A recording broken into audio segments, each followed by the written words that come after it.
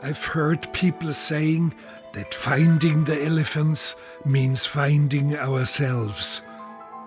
But do we really learn anything from them? I'm not going to learn anything from a ghost elephant. Maybe it's better staying as a dream. But it's something, we chase dreams as humans. We share dreams with each other.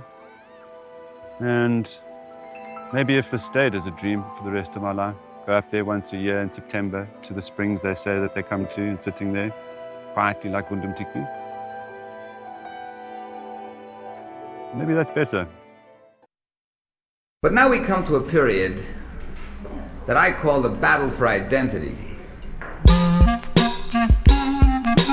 Lies my grandma told me. Yeah, superstitious devices. Lies my grandma told me. What? Urban mythological rules. Bubble mice, yeah. Salut les kids et bienvenue dans L'Intendant Godard, saison 18, épisode 33. Cette semaine, émission Mémoire, colonialisme et traces. Afrique adieu, tes masques de bois n'ont plus dans leurs yeux l'éclair d'autrefois. Afrique adieu, là où tu iras, les esprits de feu danseront pour toi. Belle Africa, ton cœur s'en bat, saigne autant qu'il peut, ton cœur s'en va. Enfin bref, il est 19h et comme disait Peter, c'est l'heure. Eh oui, vous êtes bien dans En attendant Godard, l'émission de cinéma qu'elle est mieux que les autres langues. Vous l'aurez peut-être compris via cette citation d'une chanson de Ludwig van 88 de Michel Sardou, bien évidemment, dans son tube Afrique Dieu. Notre bichou national. Exactement, j'ai pensé directement quand j'ai préparé cette émission. Car donc, nous parlerons ce soir de films qui, en l'occurrence, se déroulent sur le continent africain, à l'occasion de la disponibilité sur la chaîne du National Geographic et quelques autres plateformes de streaming du dernier long-métrage documentaire en date de Der König Werner Herzog, donc Ghost Elephant. Et ensuite, nous parlerons du dernier film en date de Claire Denis, sorti dans les salles françaises il y a 2 semaines, Le Cri des Gardes. Et pour parler de ce jeu programme autour de cette table, bien évidemment, la fine fleur de la critique du Grand Ouest, il y a le Dr Erwan. Bonsoir, docteur. Bonsoir. Il y a également Margot à la mise en son. Bonsoir, Margot. Bonsoir. Carrément Florey n'est toujours pas des nôtres ce soir, parce qu'il a profité des largesses de l'éducation nationale pour partir en vacances. Si ça, c'est pas honteux. Pauvre fou. Partir dans des contrées exotiques, le Cotentin. C'est joli, le Cotentin.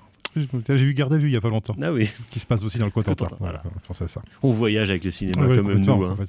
Nous, on reste à Rennes, mais on voyage quand même. On voyage quand même. Donc voilà, ce sont les forces en présence. Avant de passer à la section critique de cette émission, quelques nouvelles neuves de tête de ligne. De la merde. De la merde. De la merde. De la merde. De la merde, de la merde. Ah, oh, ça oui, c'est du bon travail. Les agendas locaux pour commencer ce jeudi à l'Arvor. Vous pourrez voir ou revoir dans sa version longue d'origine et pas son montage international, Grand Master de Wong Kar-wai, son dernier long métrage en date pour le cinéma, qui date déjà de 2013. Notre ami Wong Kar-wai a sorti une série en début d'année, Blossom Shanghai, qui était annoncée depuis 7 ou 8 ans, je crois, qui devait prendre différents formats. D'abord des formats courts, puis après un format long, puis après un film, puis après de nouveau une série, puis après c'était le bordel. Et donc c'est sorti et c'est dispo sur des différentes plateformes internationales, mais pas de plateforme française, je crois. La série est assez longue en plus, hein, donc si jamais on devait la traiter ici, ce ne serait pas tout de suite, hein, parce que le temps de se taper tout ça. Voilà, donc Grand Master. Sinon, ce week-end à l'Arvor, de samedi soir jusqu'à dimanche soir, c'est la 6e convention cinéphile organisée par l'association 97 mm, où donc il y aura des projections, notamment de Terminator, de Triple R de Rajamouli, On monte là-dessus. d'Harold Lloyd aussi. Oui, Entre le ciel et l'enfer de Kurosawa et plusieurs autres choses. Et il y aura aussi également tout le dimanche des particuliers et des éditeurs et des auteurs qui viendront vendre leur lessive. Donc voilà, il y aura notamment Carlotta, Intersection, Badlands qui reviennent. Il y aura notre camarade Melvin Z pour signer son livre. Voilà, donc il y aura tout plein de choses. Il y a Nicolas Sada qui sera là aussi, je crois. Donc voilà, tout plein de beaux mondes. Et évidemment, nous en profiterons pour refaire une émission avec nos collègues du Cinéma est mort, émission de Picking, dans laquelle vous êtes bien évidemment le bienvenu, mon cher Erwan. Si vous passez, nous vous tendrons le micro pour nous... Je crois que Thierry Lenas est prévu, non? C'est ça? Oui, évidemment. Que des éditeurs indépendants et irréprochables. Exactement. Donc voilà, c'est ce week-end à l'Arvor. Autrement, au niveau des sorties nationales, donc on en parle déjà depuis quelques semaines, mais là c'est encore plus que dans moins d'un mois, c'est Cannes. Donc il n'y a plus rien. Donc il n'y a vraiment pas grand-chose qui sort. La preuve, il y a le nouveau film de Antoine Fuqua, le biopic de Michael Jackson, qui s'appelle Michael en américain. Michael. Voilà. Déjà, biopic, c'est pas intéressant en soi comme projet, qui est un truc totalement révisionniste, évidemment, qui passe sous silence tout ce qui fait le sel de la vie de Michael Jackson.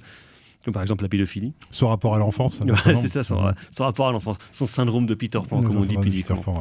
Voilà, rien à foutre. Antoine Fuqua est juste venu prendre un bon gros chèque. Bon, comme il fait d'habitude, mais... Il n'y a pas une autre biopic de merde qui doit sortir aussi en musique? Si, probablement. Le mec qui a fait le truc sur Queen, il n'a pas fait une autre bousaille. C'était Bryan Singer sur Queen. Donc là, il n'avait pas été remplacé. Si, il avait été remplacé par son monteur, je crois. Et c'est pas lui justement qui ressort un autre truc? Je sais pas, non mais voilà, ça comme ça rentre par une oreille, ça sort par l'autre. Les biopics foireux. Ouais, voilà. Autrement, il y a une genre de comédie MK2 qui s'appelle La Poupée avec Vincent Macaigne et Cécile de France et Zoé Marshall, qui ressemble un peu à un remake non avoué de Monique. Le film, tu te rappelles pas de ça? Monique, film avec Albert Dupontel et sa poupée gonflable. Si. Qui est sorti il y a un peu plus d'une vingtaine d'années. Ouais, d'accord. Et là, c'est pareil, c'est Vincent Macaigne qui a une poupée gonflable, mais puis un jour, elle prend envie. D'accord, mais ça sera un peu plus dépressif parce que c'est Vincent Macaigne. Voilà, ça sera plus chien triste, quoi. Ça sera chien triste. Avec sa tête de chien qui chie et ses cheveux gras dans le cou. Voilà. Autrement, il y a un biopic de Philippe Croison, un gars qui a pas de bras, pas de jambes et qui fait des trucs sur Internet. Donc du coup, c'est une genre de vedette apparemment. Ah ouais, d'accord. Et donc il y a un biopic qui s'appelle Pour le meilleur, sur son histoire d'amour. Et oui, car on peut ne pas avoir de bras et pas de jambes et quand même trouver l'amour. Tant mieux pour lui. Grand bien lui fasse. Grand bien lui fasse. Mais après, qu'est-ce qu'on en a à foutre? Moi, personnellement, pas grand-chose, mais c'est très bien s'il est heureux. Autrement, il y a une nouvelle comédie française avec Josiane Balasco qui s'appelle L'Arnaqueuse, qui est un peu un genre de plagiat du Viager.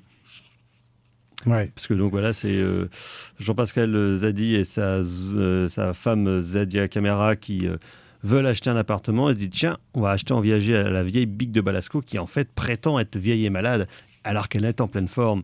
Et là, ça va être cocasse, des quiproquos, des gags. En voilà, on y rit, on ira. Ouais, ça me donne plus envie de regarder Le Viager, mais enfin. Oui, que j'ai revu ces derniers. Qui est un des grands films comiques français du XXe siècle, à mon avis. C'est toujours un des grands chefs-d'œuvre du cinéma comique français.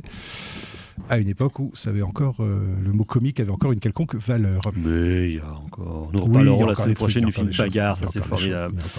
Autrement, il y a un documentaire sur la lutte du peuple Chiapas, au Chiapas, donc Un lugar más grande, qui passe à l'Arvor lundi prochain, si je ne m'abuse. Et autrement, directement en streaming, tellement le premier s'était planté et c'était sacrément nul, c'est le nouveau film en solo de Joel Cohen, Only Don't, toujours avec Margaret Qualley et coécrit avec sa femme. Le premier était déjà sacrément pérave. Il paraît que le deuxième, c'est pas top non plus. Non. J'ai pas entendu des bons retours en tout cas. Non, personnellement, je suis pas très très motivé pour le. C'est marrant parce que l'autre frère, je trouve, avec Macbeth, alors il était parti dans un truc complètement différent, mais moi j'avais trouvé ça pas si mal, moi, Macbeth. Ah bah c'est sûr que c'était mieux que. J'ai trouvé qu'il y avait un peu plus de matière, d'enjeu, on va dire. Voilà, encore. Mais bon. De Shakespeare, par exemple. Voilà. Mais je crois que c'est parce que l'autre frère, Ethan, c'est parce qu'il écrit avec sa femme, en fait. Ça. Et bon, qui est monteuse et bon.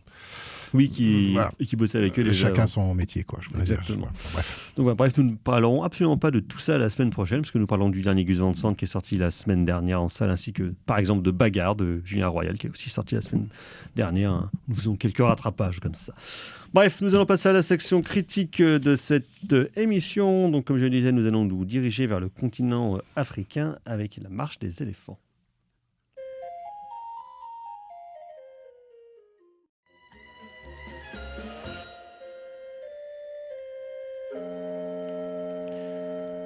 Vous êtes toujours dans En attendant Godard sur Syllab et donc c'était Henry Mancini avec Baby Elephant Walk, extrait évidemment de la bande originale de Atari de Howard Hawks dans lequel les éléphants tiennent un rôle central puisque ce sont entre guillemets les antagonistes, pas vraiment parce qu'il n'y en a pas dans le film, on va dire le sujet de la quête de plusieurs personnages à un moment donné parce qu'il fallait bien remplir Trouver le des truc. trucs à faire. Qu'est-ce que c'est bien Atari. Atari qui n'est pas un film sur la naissance des consoles de jeux. Non, pas du tout. Précisons bien Non, pas du tout. C'est vachement pour les plus millennials, intéressant. voilà Non, c'est vachement mieux. Qu'est-ce que c'est bien Atari. un film à l'ancienne. Et donc Atari, un film où il y a des éléphants, et des éléphants, évidemment, on en retrouve dans le bien nommé Ghost Enfin, Elephants. on en discerne.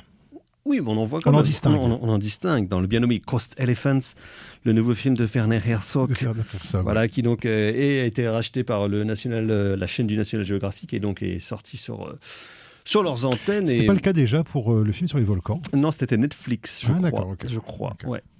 Enfin, lequel film sur les volcans Celui d'avant, celui juste d'avant. Sur le couple. Sur les époux Kraft. Ouais. Oui. Non, il était sorti en salle, ça, je crois. Oui, c'était sorti en salle aussi. Et il était passé sur Arte avant. Ah, ouais. Compliqué la diffusion. Bref, Ghost Elephant sur la chaîne du National Geographic est disponible sur d'autres plateformes de streaming. Donc, notre ami Werner qui continue son petit bonhomme de chemin en sortant son petit documentaire tous les ans et demi. Là, il est en train de préparer 2 films de fiction, dont un film d'animation parce que pourquoi pas, il a juste 83 ans, il a encore toute sa santé. Et donc Werner, là, après s'être intéressé aux montagnes, aux volcans, aux pingouins, à la jungle, aux grizzlies, aux grottes. Donc là, se dirige avec les éléphants. Nouveau, le film animalier pour notre ami Werner. Qui n'a pas beaucoup tourné en Afrique. Peu. Il a fait plutôt le Moyen-Orient. Il n'y avait pas les fourmis. Là où rêvent les fourmis vertes, ouais, c'est en Australie. C'est en Australie, tu vois. Ouais, c'est pas à côté. Mais... Non, c'est pas tout à fait le même pays. Il y a du désert aussi. C'est pas le même pays. Mais c'est pas le même continent même. C'est pas le même, non, ça n'a rien à voir. Donc dans Ghost Elephant, notre ami Werner suit le naturaliste Steve Boys, personnage purement Werner herzogien dans tous ses aspects, à la fois on va dire dans sa personnalité, dans sa quête et dans son look, on peut le dire. Un genre de hurluberlu, pourrait-on dire, en tout cas un véritable passionné de son sujet, et donc notamment des éléphants, et de retrouver une race d'éléphants a priori disparue, dont il y a un exemplaire d'un squelette qui sont des éléphants géants, oui. Qui sont des éléphants beaucoup plus gros que les autres. Donc, sachant que les éléphants d'Afrique sont déjà des gros éléphants par rapport aux éléphants d'Asie qui sont plus menus, entre guillemets. Et donc il y a un exemplaire d'un squelette de ce type d'éléphant au Smithsonian Museum à Washington DC. Je crois bien que c'est à Washington. Oui, c'est à Washington. Aux États-Unis d'Amérique en tout cas. Et donc en fait, Steve Boys se rend régulièrement dans la jungle qu'il y a entre la Namibie et puis l'Angola, sur des vastes plateaux pour tenter de retrouver les traces des descendants de cet éléphant-là. Pas loin du Kalahari dont nous parlions la semaine dernière. Exactement. Ce film a aussi pu voyageons dans cette sélection. Nous restons un peu dans la même zone géographique. Exactement. Et donc Steve Boys, il va depuis une vingtaine d'années pour, donc, comme je le disais, tenter de retrouver sa trace, et Werner Herzog va le suivre dans une de ses dernières pérégrinations. Donc évidemment, on va suivre la préparation de l'expédition en elle-même et les résultats ou non de cette quête et de cette trace. Donc comme je le disais, Steve Boys, le personnage purement Werner Herzogien, parce qu'on retrouve justement ce qu'on entendait en pré-générique, l'aspect rêve, l'aspect quête du personnage, à la quête, voire à la conquête de l'impossible, comme on retrouve à la fois dans les films de fiction et dans les films documentaires de Herzog, qui souvent s'intéresse à un individu ou un groupe d'individus pour essayer de d'étendre son discours et puis son champ d'action à la métaphysique ou à la question des rêves. Au mysticisme aussi. Au mysticisme. À la spiritualité, on va dire. À la spiritualité plutôt, oui. Parce que c'est pas vraiment religieux. Non, mais on parle beaucoup quand même de rituels religieux et de choses comme ça. Voilà, puis il faut toujours tenter de retrouver sur un supposé monde d'origine. Mais en tout cas, ce qu'il fait régulièrement, évidemment, on reparlera de sa mise en scène, mais l'aspect spirituel passe aussi par l'usage régulier qu'il fait de la musique, notamment de la musique d'opéra et de la musique classique qui reprend assez régulièrement pour ponctuer ça. Il y a plusieurs morceaux qui reviennent assez avec régulièrement. Des trucs qui ont l'air de ressembler à des polyphonies corses. Oui, il y en a un peu, ces genres de chants. Il y en a pas mal.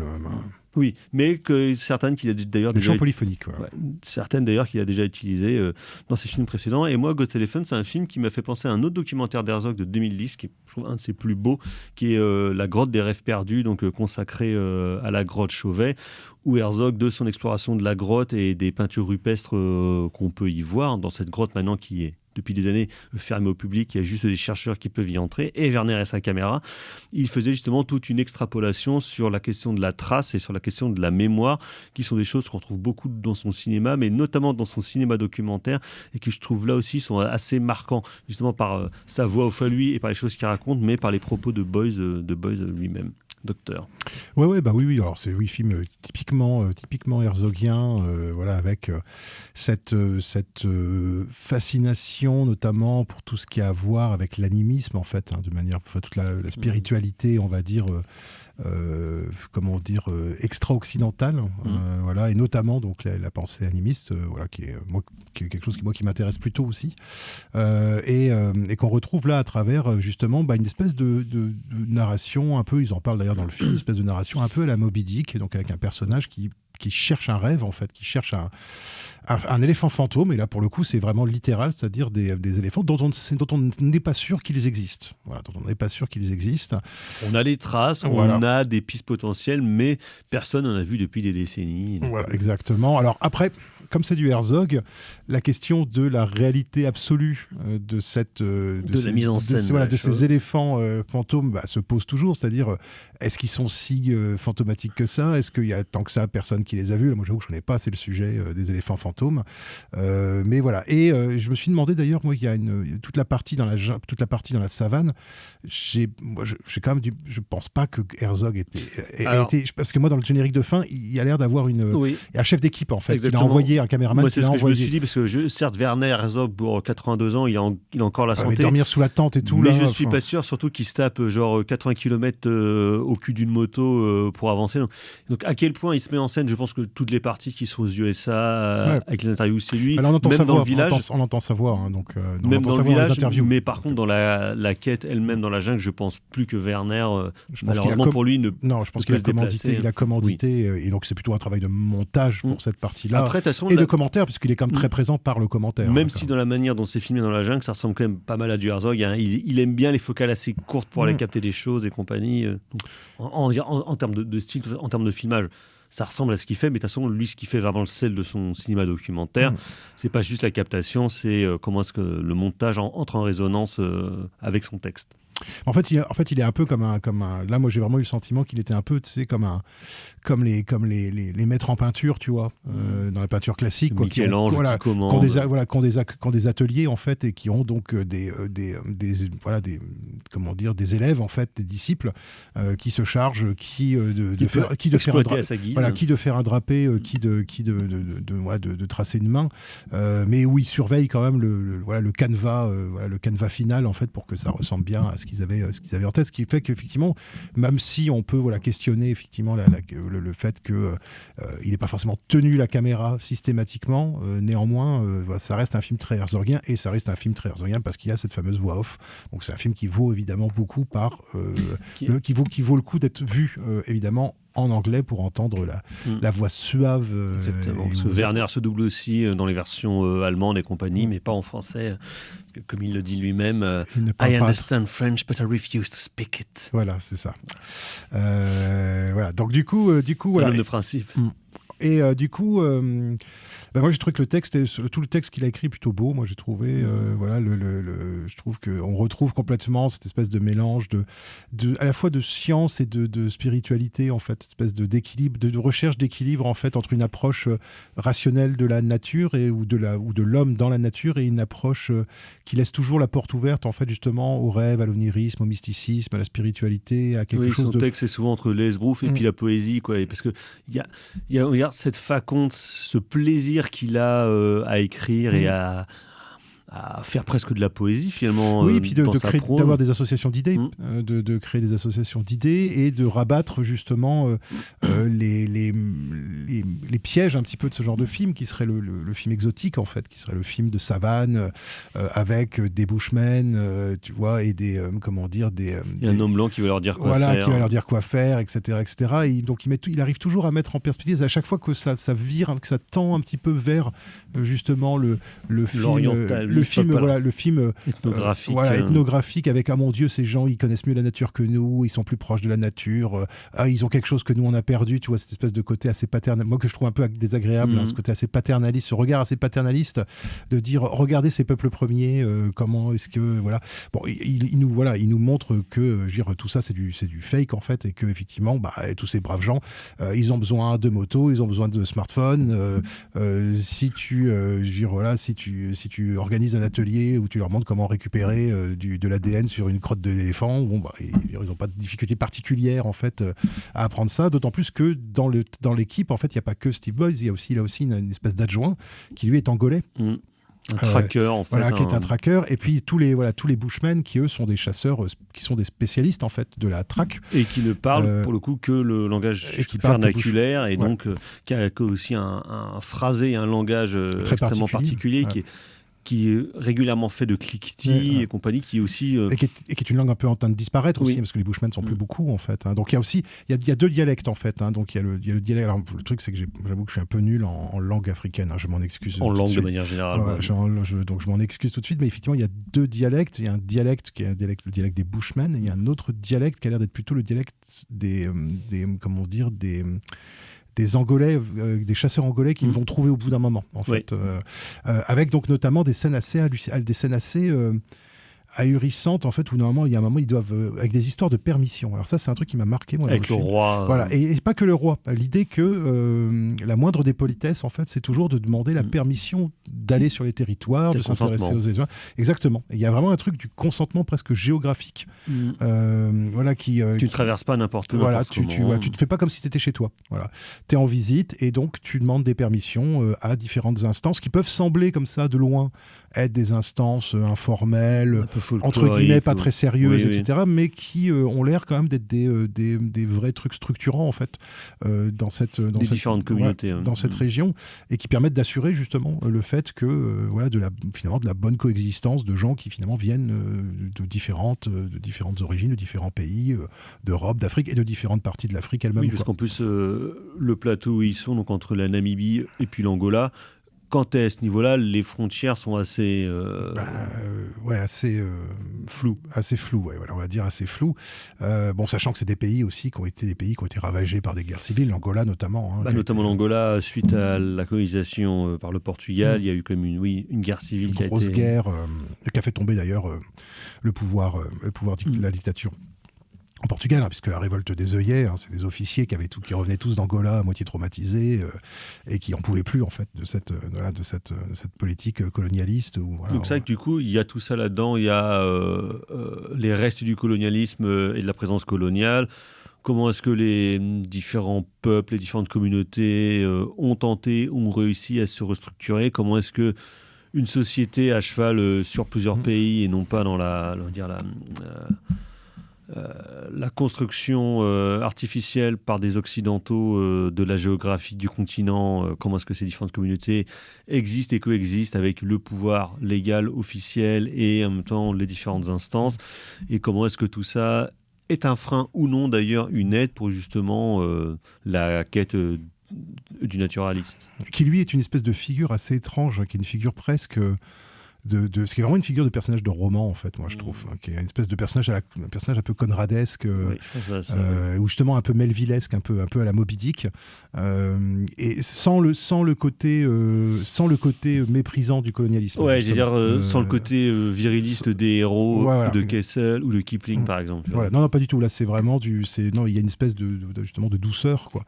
De rêveur. Et de côté un peu méditatif, où il parle très doucement, mais Et justement, je comprends pourquoi Herzog s'est retrouvé dans lui, en fait. Parce qu'il y a quelque chose effectivement de très herzogien, en fait, chez ce personnage-là.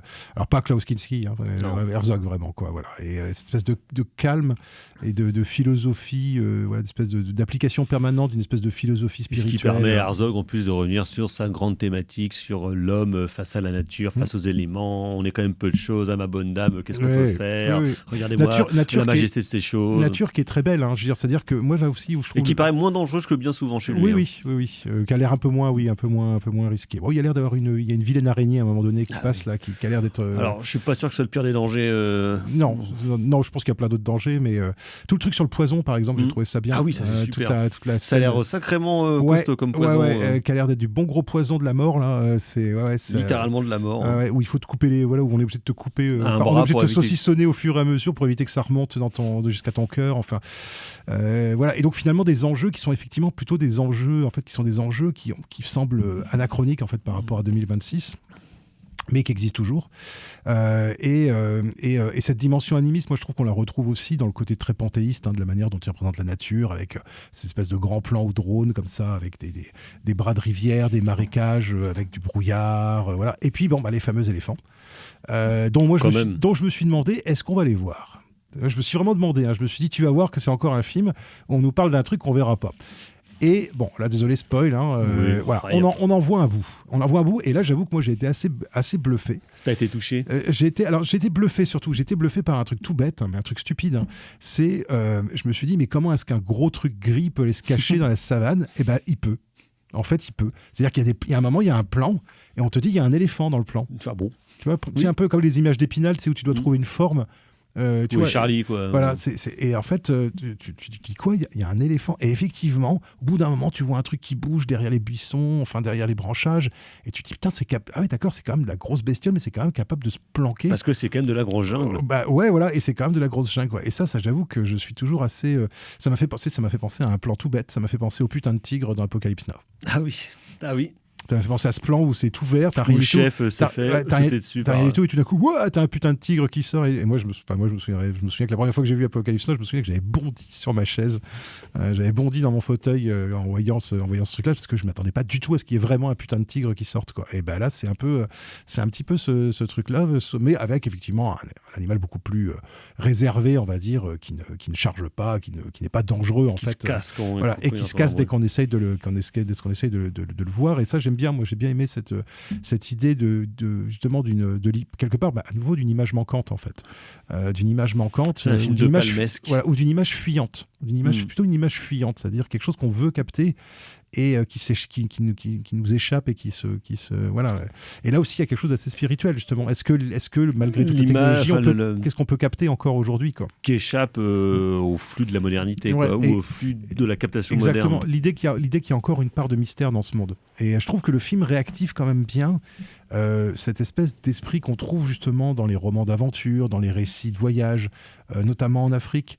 Ce côté Dr Schweitzer, quoi, tu vois, ce côté sans le colonialisme, justement, encore une fois, mais ce côté ok, on va dans un endroit et cet endroit est mystérieux et on ne sait pas du tout ce qui se passe à l'intérieur de cet endroit. Et l'idée que je trouve que ça, c'est toujours assez, moi j'avoue que c'est toujours assez, je sais pas comment dire ça, réconfortant de se dire que il y a encore une place pour le mystère, que tout n'est pas encore, tout n'est pas rationalisé, tout n'a pas été capté par tu vois, tout n'a pas été capté par des influenceurs, tu vois, tout n'est pas dans un monde de surtourisme par exemple dans lequel on est. Je trouve que l'idée qu'il y a encore des endroits qui sont suffisamment hostiles pour que les gens viennent pas saloper tout ce qui se passe, et c'est super beau, hein.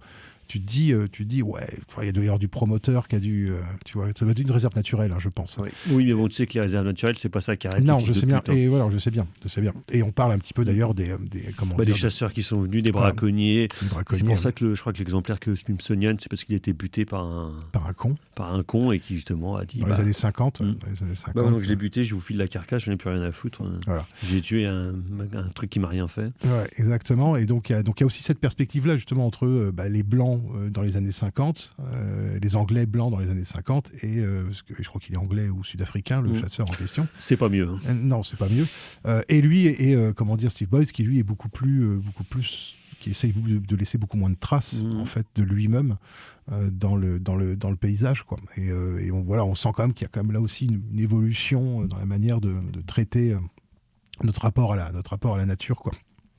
Et donc un film plutôt écolo de ce point de vue-là. Et il y a ces trucs super que j'adore qui sont pour le coup vraiment du Herzog quand il commente lui-même les choses qu'il est en train de faire en disant putain, je suis en train de faire vraiment du Herzog, c'est pas possible. Il y a un moment donné, il filme un vieux dans le village qui est en train de réparer son instrument à cordes. Il y a un instrument assez chelou aussi. Et il est en voix off. Et donc le mec, il est assis par terre sur le sable avec des poules, entouré de poules. I know I should not romanticize this, but I feel surrounded by chickens. It cannot get any better than this. Mais non, mais voilà, je me suis dit, c'est formidable. C'est-à-dire que lui-même, le monde se conforme finalement à sa vision du monde. Là aussi, il y a quelque chose d'assez mystique. Comme si le monde devenait cinéma juste pour lui, en fait. Comment la réalité se plie à ta vision des choses. À ton imaginaire. De toute façon, c'est tout le truc du cinéma. Si tu filmes de telle manière, c'est parce que c'est toi qui as voulu ce cadre-là. Donc, oui. Et d'ailleurs, c'est pour moi très clair justement par rapport à son rapport avec le documentaire. C'est-à-dire que le documentaire, c'est pas la captation du réel. Non, c'est pas des reportages. Non, c'est de la captation de la manière dont lui envisage le réel autour de lui. Voilà. C'est de la mise en scène. Donc c'est une vision imaginative, on va dire, du réel, ce que sont d'ailleurs tous les documentaires, même les documentaires qui prétendent à la pure captation et qui ne le sont jamais vraiment. Et c'est ce qui fait justement tout l'intérêt du documentaire. Bah oui, parce que de toute façon, tu as du montage, tu as des choix de cadrage, des choix de découpage, des choses que tu laisses de côté. C'est un truc dont je parle, c'est un truc, moi j'ai eu l'occasion de voilà, dans mes différentes activités, de faire des cours sur le documentaire. Et moi, il y a un truc dont j'ai parlé pas mal à mes étudiants en fait cette année, c'est parce que j'avais vu ça m'avait trouvé ça assez fascinant, c'est cette espèce de captation où ils ont mis des caméras en forêt de Rambouillet, mais genre ils ont mis des caméras et ils ont filmé pendant 500 heures. Donc il y a un film de comme des caméras de sécurité. Voilà, comme des voilà. Sauf que et donc on voit passer des sangliers, on voit des oiseaux, on voit des machins, quoi. Sauf qu'évidemment, l'endroit où ils ont placé la caméra, c'est un endroit où quelque part ils doivent savoir qu'il y a du sanglier qui passe et qu'il y a du cerf qui passe, voilà, et qu'il n'y a pas du rien, quoi. Tu vois, c'est dégagé.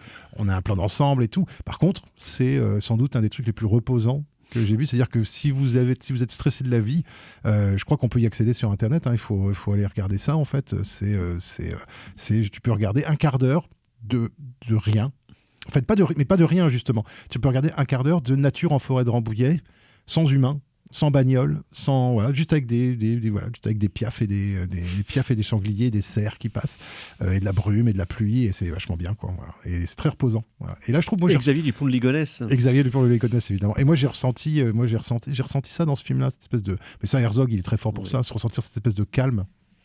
Qui est présent chez les personnages, dans sa voix off, et aussi dans le monde qui nous donne à voir cette espèce de côté apaisé. Voilà. Y compris quand il montre des choses dramatiques dans les films précédents, entre les éruptions de volcans, la banquise qui est en train de se fendre, un monde qui se désagrège, comme dans Lesson of Darkness, avec ses puits de pétrole sans fin pendant la première guerre d'Irak, il y a de ça aussi, ou Fata Morgana, où globalement il montre des choses quand même terrible, d'un monde en train de mourir, d'autant qu'en plus il le rajoute avec la musique d'opéra qui met par-dessus et compagnie, tu te dis putain ça va en faire des caisses. Un sentiment du tragique en fait. Un document avec une voix off, de toute façon tu te dis c'est forcément dramatique, surtout quand il parle allemand, tu te dis ça a l'air d'être encore pire que ce que c'est. Alors que non en fait. Alors qu'en fait non, ça va. Non, mais là c'est plutôt la version, on va dire c'est plutôt du Herzog lumineux, on va dire, ce film. C'est-à-dire presque positif. Ouais, exactement. Oui, ça justement. Et apaisé en tout cas.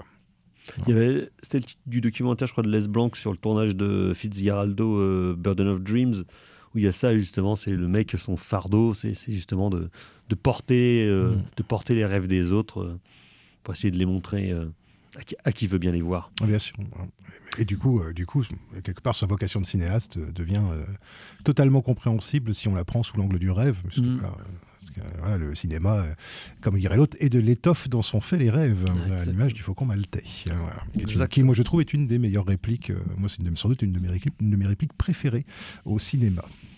Exactement. Parce que ça résume le cinéma en lui-même. Et voilà, tout simplement. C'est quand même pas compliqué, le cinéma. Non, c'est pas compliqué. Donc, c'est Ghost Elephants de Werner Herzog, disponible sur la chaîne du National Geographic. On va rester sur le continent africain. On va se quitter on va continuer avec un extrait de Ghost Elephant et le thème des enfants. After the first excitement had subsided, Steve was again confronted with a question whether it might have been better never to have encountered the ghost elephants. Were they not possibly better as a rainbow, as a mirage in the sky? And yet he did encounter one of them for real. This reality was undeniable. Steve would have to live with his success.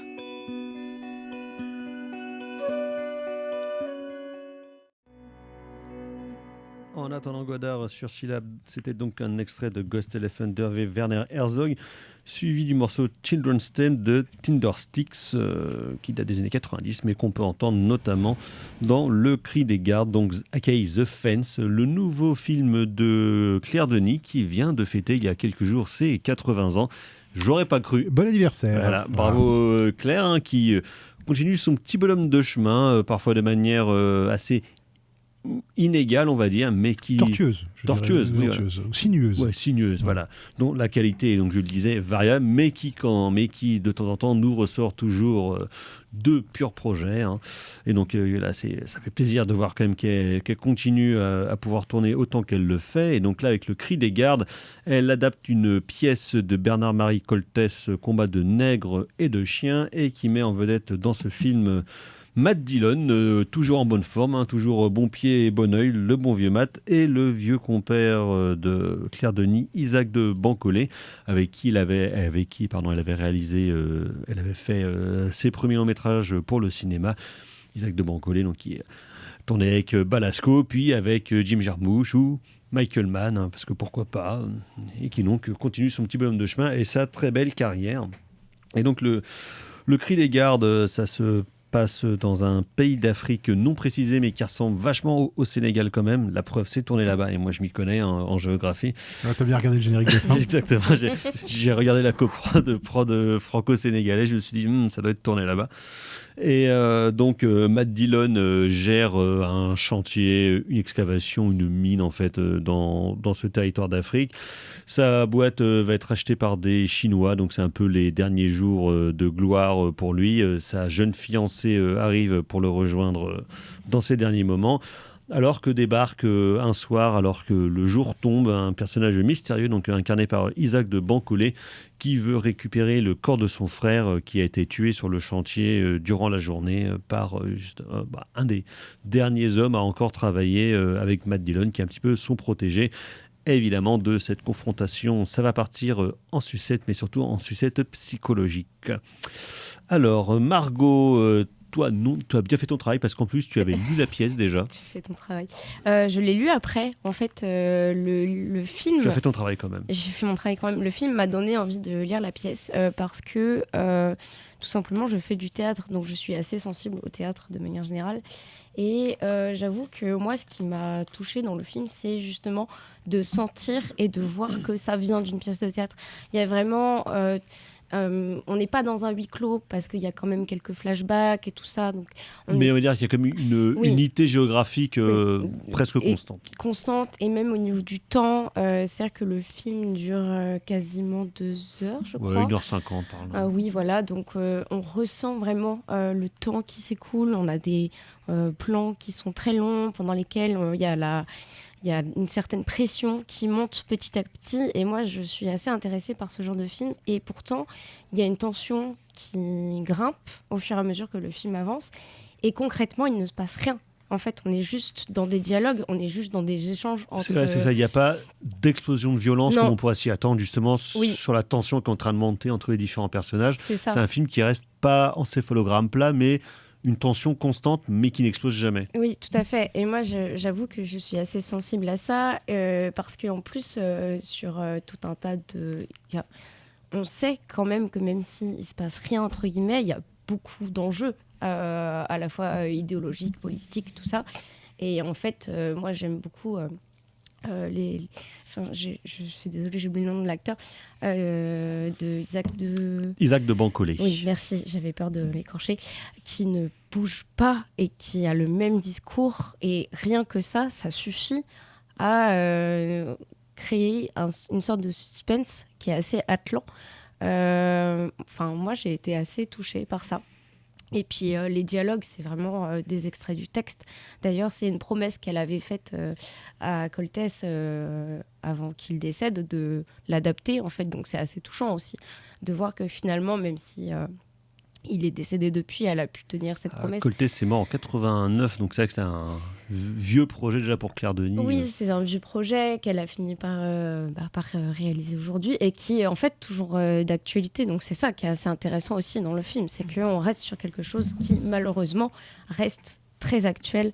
Donc je le trouve assez efficace à ce niveau-là. Oui, parce que de toute façon, la situation des pays africains anciennement colonies, qu'elles soient françaises, portugaises, allemandes ou britanniques, de toute façon, l'État est globalement le même, puisque la situation économique des pays étant toujours sujette au bon vouloir des anciens maîtres du pays, quoi. Enfin des pays. Docteur. Plus précisément, il passe d'un maître à l'autre, en fait. Oui. C'est-à-dire que quand un maître s'en va, il y en a toujours un autre qui arrive, quoi. Voilà. Oui, puis, et qui est généralement pas mieux que l'ancien. À un moment donné, tu passes de la France à la France-Afrique, donc bon. Bon, ouais. Non, moi j'ai trouvé. Jacques Faucard nous écoute. Ouais, j'ai trouvé le film plutôt convaincant, effectivement. Alors moi, Coltès, c'est moi j'ai des vagues souvenirs de cours de théâtre, mais qui datent il y a quand même un petit bout de temps, hein, quand j'étais au début où j'étais à Rennes.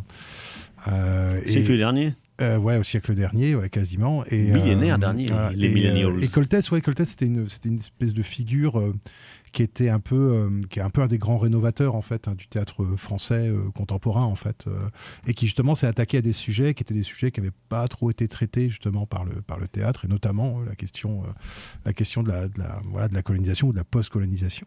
Et je trouve que là, Claire Denis s'en sort plutôt pas mal, et elle s'en sort pas mal justement en trouvant un bon équilibre entre la théâtralité du décor et le fait que ça se passe quasiment tout le temps en extérieur.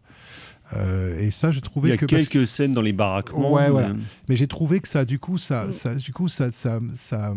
a de la théâtralité sans que ça fasse théâtre filmé. Ça, j'ai trouvé qu'il y a un bon équilibre qui a été trouvé entre les deux.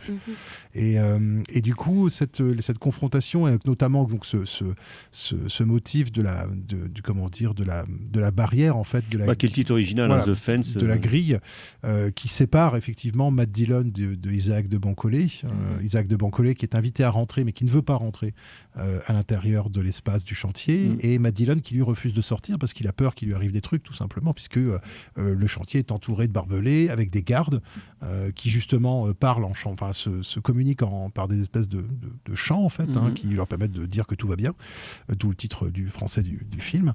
Et je trouve que il y a pas mal de choses, qui sont dites sans que ça vire justement au grand discours, au pensum. Voilà, au grand discours. Par exemple, moi j'avais au début du film, Matt Dillon n'arrête pas de dire à Isaac de Bancolé, mets-toi dans la lumière, je te vois pas assez. Voilà. Il le renvoie perpétuellement comme ça en fait à sa négritude, en lui demandant de s'exposer, de se mettre. Et en fait, Isaac de Bancolé lui refuse en fait. Et il dit même, je crois qu'il dit un truc du style les ombres. Je suis plus confortable dans les ombres en fait. C'est le truc de se refuser, de se plier à l'injonction coloniale. Exactement. Et il y a cette espèce de détermination, moi, que j'ai trouvé, et que Isaac de Bancolé joue super bien, parce on sent que Claire Denis, elle connaît bien son comédien, elle sait comment le filmer, donc il a une espèce de côté assez minéral. Il est magnifique. Il est beau comme tout, il est beau comme tout, moi je trouve, et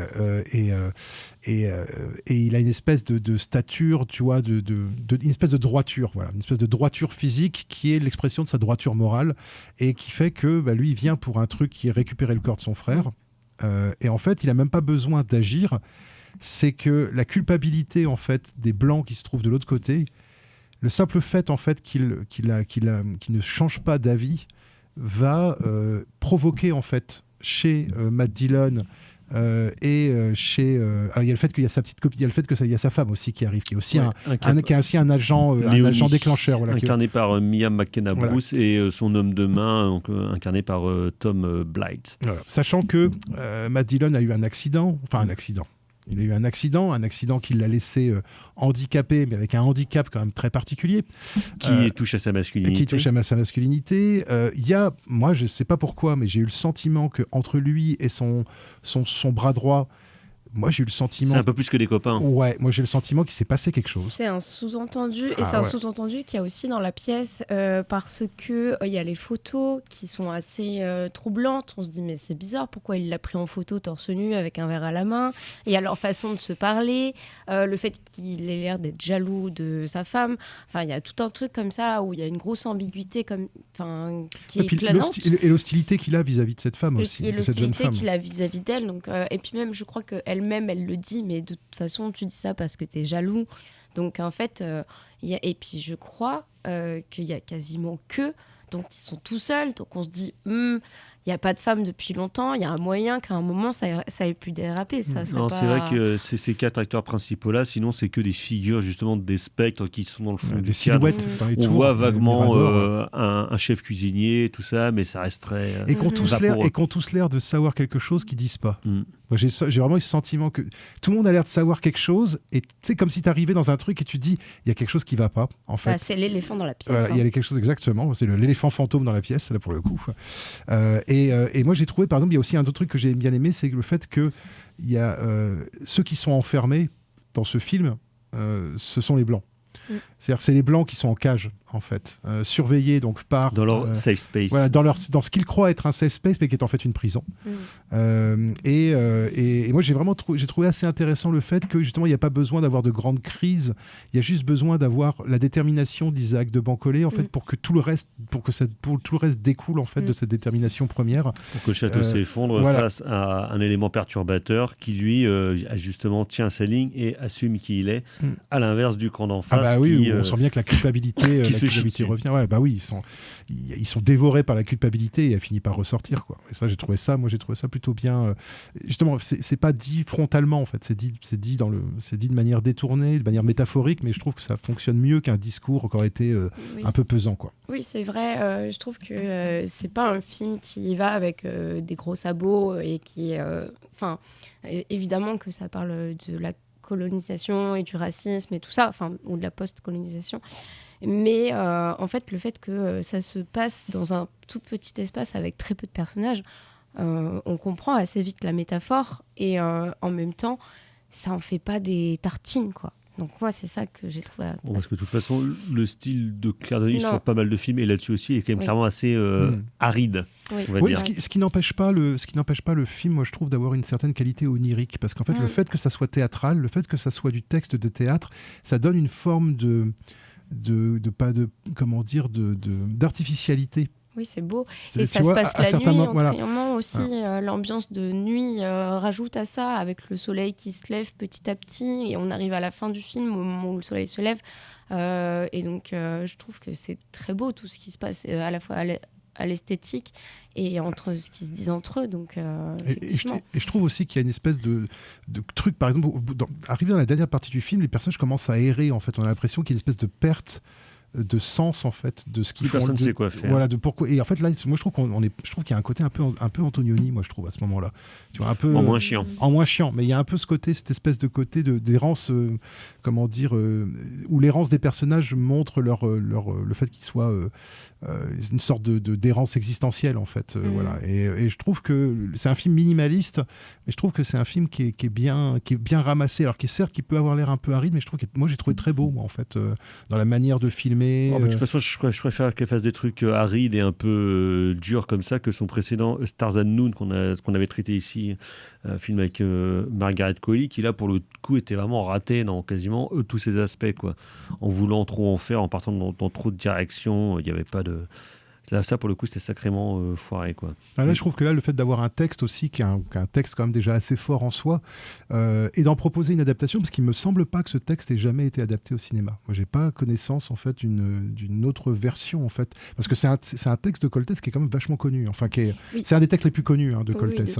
Donc, je suis étonné que c'est vrai que je me suis dit, tiens, c'est marrant, effectivement, Coltès n'a jamais trop fait le... Non, il a été pas mal adapté au théâtre, évidemment, mais au cinéma, celui-là, c'est la première fois. Et je trouve qu'elle s'en sort plutôt bien, moi, je trouve, avec un texte qui n'est pas si simple que ça, en fait, qui est pas si facile que ça. Coltès était pas mal mis en scène par Patrice Chéreau dans les années 80, 90, quoi. Qui devait encore ajouter de l'austérité sur un texte austère. Ouais, ça devait être, mais voilà, mais moi je trouve que justement elle fait quelque chose justement qui va pas dans la même direction que ce qu'aurait fait un Chéreau par exemple sur un film comme ça, quoi. Et je trouve qu'il y a aussi une forme de douceur dans l'image, de suavité dans l'image qui équilibre un petit peu le côté aride des rapports entre les personnages, quoi. Oui, parce que pour le coup, c'est vrai que par sa caméra, pour le coup, tu humes bien l'atmosphère du lieu, l'atmosphère de travail et compagnie. Moi, c'est marrant, ça m'a fait un peu penser au film de Pedro Pinho, Le Rire et le Couteau, justement, dans les scènes avec les colons portugais, dans cet environnement aussi très cloisonné. Avec du vent, du sable. Et ce côté faire revivre un pays occidental dans une terre qui n'a rien à voir avec ça, mais de garder le confort a priori. Et puis cette forme de folie qui touche les Blancs, en fait, justement, dans ce pays, comme si le pays était trop comme si c'était trop, en fait, pour eux, quoi. Et ça, j'ai trouvé le très herzogien, c'est le pays qui les rejette. Enfin, c'est le c'est ça. Territoire. Voilà, il est temps qu'ils partent, quoi. il est grave temps qu'ils partent, parce que ça va pas. Non, c'était juste aussi, moi j'avais ressorti une forme d'aliénation qui était assez intense, et puis il y a aussi tout ce qui est en rapport avec la désillusion, parce que en fait, je trouve le personnage de Léon, il sert à ça. C'est qu'en fait, c'est la femme qui a jamais quitté la ville, qui arrive en Afrique pour la première fois et qui s'attend à voir des beaux paysages. Et puis elle est curieuse, elle veut voir les animaux, tout ça. Et en fait, très rapidement, elle commence elle-même à prendre peur et à se mettre dans ce truc de mais pourquoi je suis là finalement. Oui, parce qu'elle arrive de nuit et tombe dans un bungalow de merde au milieu d'une mine. Et les feux d'artifice, on les verra jamais. Donc ouais. Alors, ils apparaissent, mais pas comme c'est pas les personnages qui en profitent en tout cas. Non, c'est ça. Mais donc ouais, j'étais assez touchée par ça aussi. Voilà. Donc voilà, c'est Le Cri des gardes de Claire Denis, encore dans les salles. On va passer au coup de cœur. C'est nul. Aucun goût. No taste. Goût de chiotte. Les coups de cœur, Margot. Pardon. Du coup, comme je disais, j'ai lu la pièce dont est adapté Le Cri des gardes et j'ai bien aimé, j'aime bien. Je n'avais jamais lu Coltès. Donc c'est Combat de nègre et le chien. Oui, c'est ça. Et je trouve qu'il y a un style qui est assez proche de Lagarce. Moi aussi. Moi, j'aime beaucoup ça parce que on est dans quelque chose de très réaliste, avec des dialogues, qui sont parfois assez beaux, parfois un peu vulgaires. Ça mélange différents styles différents niveaux de langage. Et c'est pas facile à jouer. Et ça a pas l'air facile parce que j'ai jamais joué ça pour le coup, mais ça a pas l'air et voilà, j'ai plutôt bien aimé. Merci, je ne comprends absolument rien à vos références théâtrales. Je vous le dis tout de suite. Mais ça a l'air bien quand même. Merci Margot. Docteur. Donc moi c'est un bouquin que je suis en train de lire puisque j'ai un peu de temps. Donc j'ai un peu de temps pour lire autre chose que des trucs sur le cinéma. Donc je suis en train ça existe, mais je m'éloigne pas trop quand même puisque il s'agit du livre de David Lodge, Un tout petit monde, qui est une satire des milieux universitaires. Dire que satire à balles réelles. Oui, tout à fait. Ouais. Alors c'est une satire sympatoche, mais c'est une satire des colloques universitaires. Tu t'es reconnu. Voilà, de littérature anglaise où tout le monde se demande mais qu'est-ce que c'est que ce structuralisme dont tout le monde parle et le héros n'arrête pas de se demander, ne comprend pas du tout ce que c'est que le structuralisme. Comme tout le monde. Voilà. Et du coup c'est à la fois assez érudit et assez rigolo. Voilà, et assez rigolo. Et puis j'y pensais en début d'émission. Je vais rajouter un deuxième coup de cœur. Ça sera Garde à vue de Claude Miller, vu pour la énième fois. Ça faisait un petit moment que je l'avais pas vu. Et c'est toujours aussi bien. Et c'est vraiment, là aussi, quand on parle de film qui est à la fois un film théâtral, mais qui est un film théâtral de cinéma, franchement, Garde à vue, c'est un film qui est super bien mis en scène. Et moi, à chaque fois, ça me fait le même effet au bout de 10 minutes. Ça y est, je suis emballé, même si je connais le film par cœur. Serrault, Ventura, Guy Marchand, que demande Romy Schneider. Romy Schneider, que demande le peuple. Merci docteur. Sinon moi ce sera un film de la fin des années 30, milieu des années 30 de William Cameron Menzies, donc le chef opérateur bien connu et aussi metteur en scène à ses heures perdues, notamment d'un formidable Chendu the Magician, qu'il a réalisé un film de SF. L'invasion vient de Mars. Oui, exactement. Et qu'il a réalisé une adaptation de Wells, donc Things to Come, La vie future. Ou alors Les mondes futurs. Les mondes futurs, ça dépend des versions. Donc, film de science-fiction progressisto-scientiste sur une guerre mondiale qui n'en finit pas de continuer et sur les possibilités du progrès et d'un renouvellement de civilisation face à la folie. C'est un mi-chemin entre l'utopie et la dystopie. Oui, c'est ça. Oui. On est sur un pied dans chaque côté. Un film assez fascinant et surtout doté d'une mise en scène et de trouvailles visuelles absolument dingues, photos magnifiques, trucage dément, décors gigantesques et magnifiques. Très belle découverte, je dois bien l'avouer. Donc, La vie future de William Cameron Menzies. Merci Margot à la mise en son de cette émission. Merci Docteur d'avoir participé. Nous nous retrouvons la semaine prochaine pour parler notamment de bagarre et de Gus Van Sant.